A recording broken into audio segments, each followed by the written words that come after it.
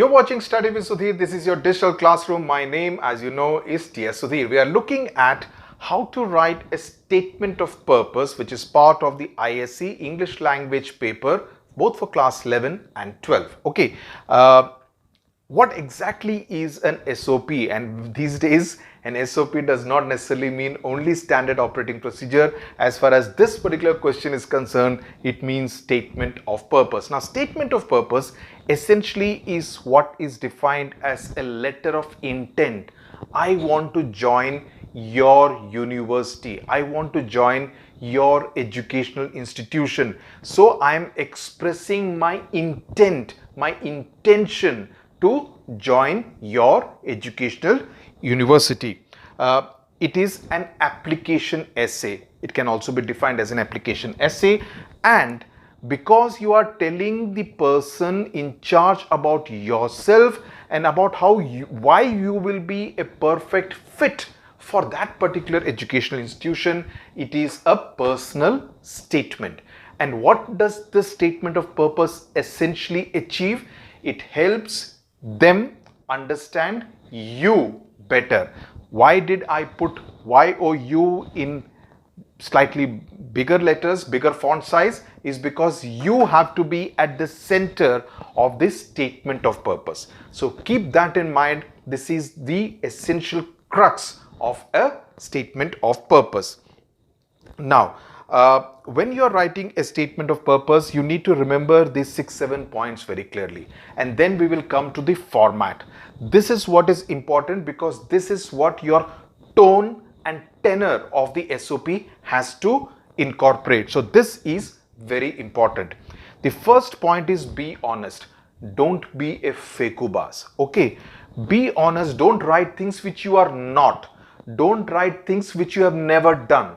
Don't write things which you never believe in, right? Because when you lie, when you bluff, people can see through it. So you need to be honest about it. For instance, when we are talking about how you will start off, I, comma, T.S. Sudhir, comma, aspire to join as a student at the Cardiff University in UK, right? I'm currently a class 11 or class 12 student studying in XYZ school in XYZ city, and I want to seek an opportunity, seek a chance to be a student at your prestigious university, right? So that's how you could actually start.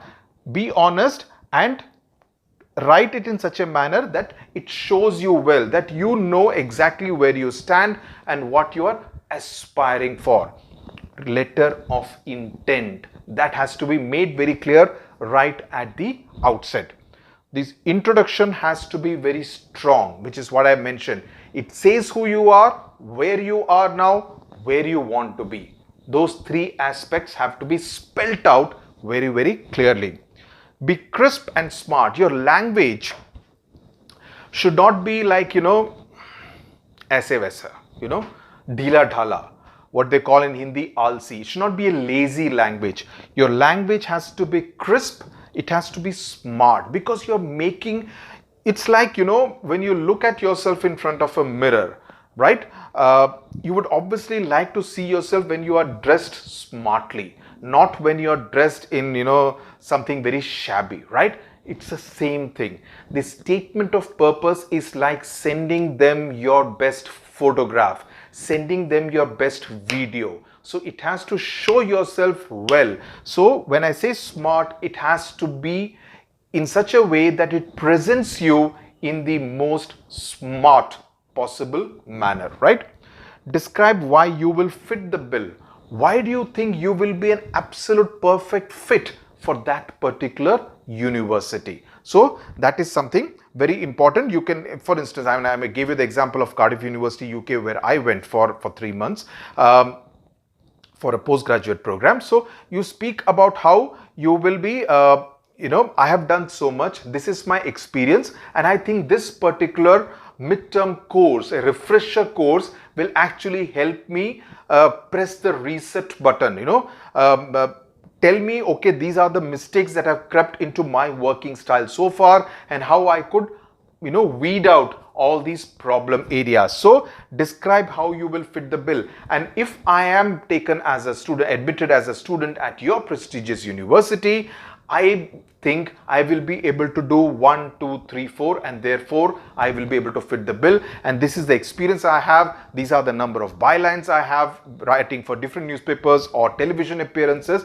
and you will be able to do so. Similarly, suppose you are applying for an MBA course, for example, you can talk about the engineering course you have done or the business administration course you have done, and you were a topper in your college, and therefore you feel that if you are able to also go through that 1-year course at this particular university in UK, in Canada or in USA, you will be able to hone your skills better in order to ensure that your CV reads that much better. So this part again very important. Experience, if you have any work experience, if it is relevant. So whatever experience you cite, ensure that it is relevant to the whatever you are seeking, whatever job profile or student profile or course profile that you are seeking. So that relevant word is very important. You need to mention your goal and your ambitions very, very emphatically, very, very clearly, that this is what I aspire to be. I aspire to kind of be a good, smart television professional. I aspire to be a smart finance professional. I aspire to know all about the defense system. So we feel that if I do this course at your institute, it will help me in better understanding of the defense system. Or if you want to be a health professional, okay, someone who reports on health, someone who wants to be part of the health care force, how would this particular course help you achieve that particular ambition? Finally, when you're writing, you need to write like I aspire to, I wish to, right?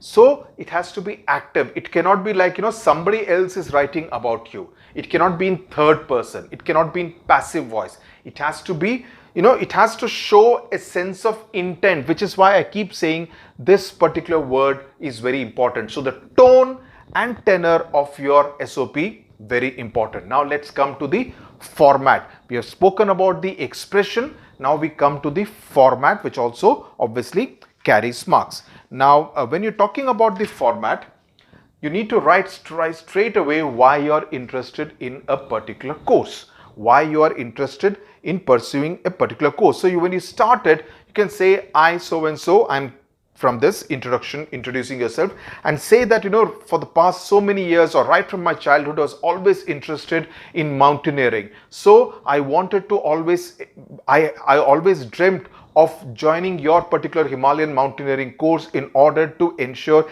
that I get trained by the best in the business, someone who knows what really it takes to be an able mountaineer, and I have done so and so, and therefore I aspire to join your particular course. So why you are interested, very important. How it will help you, as in yourself, that these are my goals, these are my ambitions, and therefore I feel that the kind of training that you provide, the kind of course material that you provide, I feel it will really help me achieve that goal. So here also, depending on what you're applying for, whether you're applying to learn mountaineering, whether you're applying to learn tailoring, anything, you need to kind of give details of what you have done so far and how it will help you. This particular course will help you move from A to B, right? How you can contribute. How you can contribute to that particular course also is important, because there will be some courses where you would be expected to kind of talk about how you can help the university also get better. So you can talk about, if I kind of join your particular course and I go back and set up my business, and I would obviously get into a partnership and talk and tell more people about your course and about how this helped me. And I do believe that if it is a small university, it can actually help popularize that particular university or educational institution. So it depends largely on what kind of a question is being asked. Also, You can talk about a partnership with a university, that if you become an alumni of that particular institution, how you can actually engage with it more in order to be able to give back to the university, that you can come back as visiting faculty to the university and how you can contribute. You can also talk about how once you do this course, how you will be able to contribute better to society itself. So again, as I said, it depends on what your statement of purpose is specifically on. Your career goals, as I said, what you wish to do, your ambition, you need to spell it out very, very clearly. Your academic strengths, whatever you have done so far, you can talk about the fact that I was a topper in school, I was a topper in college, these are my achievements so far. I stood first in the state of Maharashtra in my class 12, or I stood second. Be more realistic, give more specific details so that it gives, see, you need to provide meat in your statement of purpose. It cannot be a loose thing, which is why I said you need to write crisp and you need to write smartly. So you need to have a lot of detail without rambling around, without talking too much, but you give the most important details. So your academic strengths, very important. You cannot sound like, I was an also ran, because they would also be looking to take someone who is really smart, who could also give back to the institution. Not just, it cannot be a one-way street. If it's a real smart guy, they would also engage with you after you have passed out of that institution. Finally, if you have done any kind of internships, these are important. For instance, when I was at Cardiff University, I did an internship with BBC, right? So, those kind of things come in handy, that you did an internship with BBC, right? And BBC, since it's a big brand name, it kind of helps. So the next time you're going, or in this statement of purpose, when you mention something like that, they say, he did an internship with BBC. So that means if BBC took him as an intern, this guy must be good, right? So it kind of gives the person who is reading your statement of purpose a particular idea about you. In their mind, they form, okay, this person must be good if BBC took him as an intern, right? So that is what is important. So if you have done any internships, please do mention it. Or if you have done any kind of voluntary work, again, depends on the kind of purpose. For instance, if you want to apply for a course for, say, MBA in rural management, and you say that I actually spent 2 weeks in villages in Gujarat studying their issues of sanitation and drinking water, right? I did voluntary work. I was engaged with a particular NGO. You can mention the NGO's name. And I was engaged with this particular NGO, and it gave me an idea about life in rural Gujarat. 2 weeks I spent during the summer of 2019, right? Now that will help you, because they'll say, okay, this particular student has experienced rural life. So when they are looking at a student applicant for a rural management course, MBA course, they would find that, okay, this is a better fit than some other applicant. So this also can be a useful add-on in your statement of purpose. So these are the things that you need to remember in terms of the content, in terms of the expression. This is the format which you need to follow when you're writing this statement of purpose, which will be approximately 300 odd words. So write smart, don't ramble. As I said, I'm saying this the third time, don't ramble, because I really want you not to write loose kind of SOPs. And this is a mistake most students make. They just write all over the place.